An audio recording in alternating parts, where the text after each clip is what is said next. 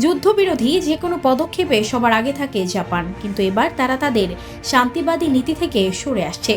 এরই মধ্যে তারা সামরিক খাতে ব্যয় বাড়ানোর ঘোষণা দিয়েছে।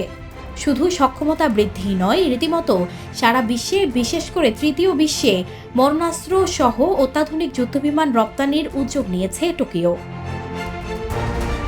তাদের ঐতিহ্যবাহী শান্তিবাদী নীতি থেকে সরে আসার সবশেষ পদক্ষেপ হিসেবে নতুন যুদ্ধবিমান রপ্তানি করছে তারা। জাপানের মন্ত্রিসভা থেকে মিলেছে অনুমতিও।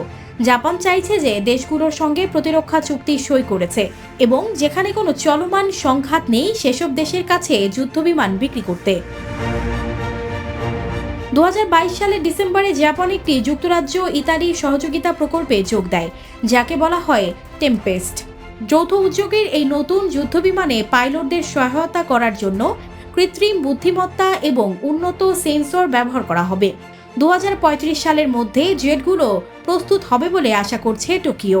আর এটি হবে পশ্চিমের প্রধান মিত্র যুক্তরাষ্ট্রকে ছাড়া অন্য কোনো দেশের সঙ্গে টোকিওর প্রথম প্রতিরক্ষা সরঞ্জাম উন্নয়ন অংশীদারিত্ব। গ্লোবাল ফায়ার পাওয়ারের তথ্য মতে বৈশ্বিক সামরিক শক্তিতে 145 দেশের মধ্যে জাপানের অবস্থান সপ্তম। জাপান সরকারের পরিকল্পনা অনুযায়ী আগামী 5 বছরে প্রতিরক্ষা ব্যয় দ্বিগুণ করা হবে। বার্তা সংস্থা রয়টার্স বলছে, জাপান সবচেয়ে বেশি 32,000 কোটি মার্কিন ডলার ব্যয়ের পরিকল্পনা প্রকাশ করেছে, যা দ্বিতীয় বিশ্বযুদ্ধের পর সর্বোচ্চ। সঞ্জিদা রহমান, প্রবাস খবর।